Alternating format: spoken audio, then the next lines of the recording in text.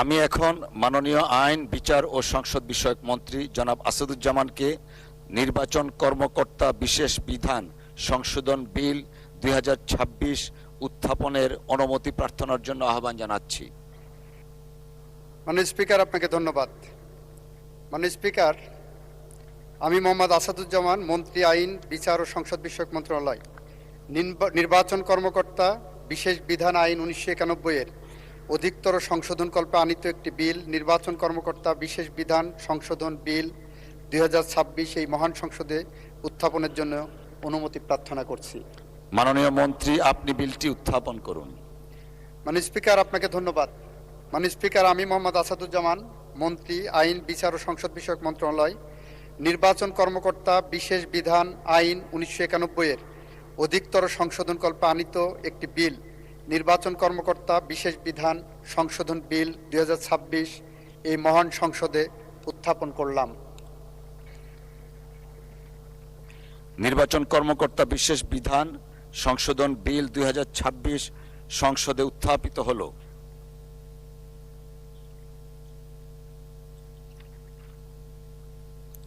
আমি এখন মাননীয় আইন, বিচার ও সংসদ বিষয়ক মন্ত্রী জনাব আসাদুজ্জামানকে সংসদে উত্থাপিত আকারে নির্বাচন কর্মকর্তা বিশেষ বিধান সংশোধন বিল 2026 অবিলম্বে বিবেচনার প্রস্তাব উত্থাপনের জন্য আহ্বান জানাচ্ছি।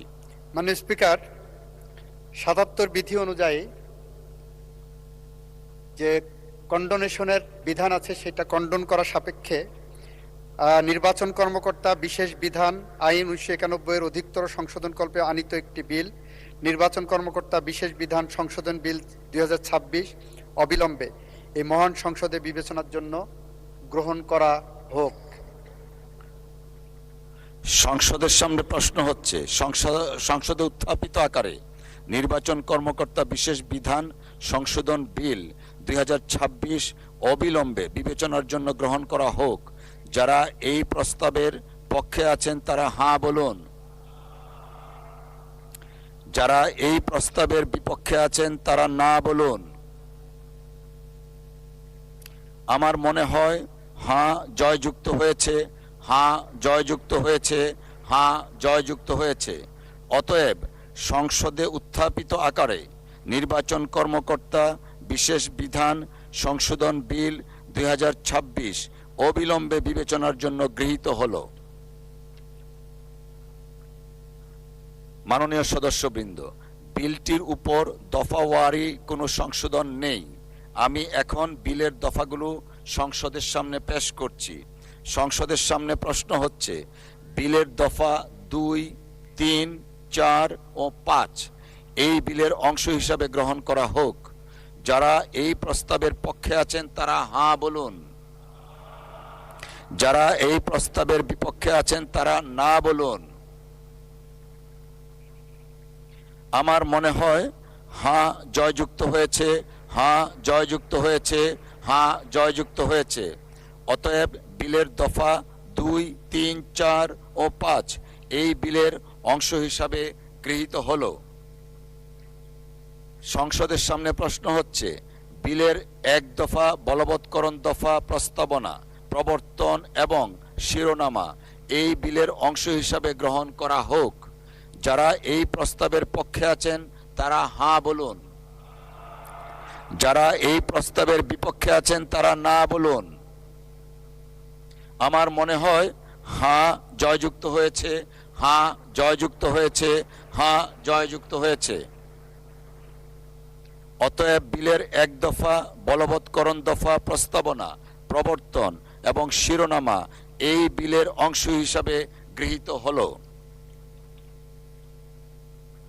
মাননীয় আইন, বিচার ও সংসদ বিষয়ক মন্ত্রী জনাব আসাদুজ্জামান, আপনি বিলটি পাশ করার প্রস্তাব উত্থাপন করতে পারেন। মাননীয় স্পিকার, আপনাকে ধন্যবাদ। মাননীয় স্পিকার, এই বিলটি উত্থাপনের জন্য কি কারণে আমরা উত্থাপন করছি সেই উদ্দেশ্য কারণ সংবলিত বিবৃতিটি আমি আপনার সামনে পড়ে শোনানোর জন্য অনুমোদন চেয়েছি।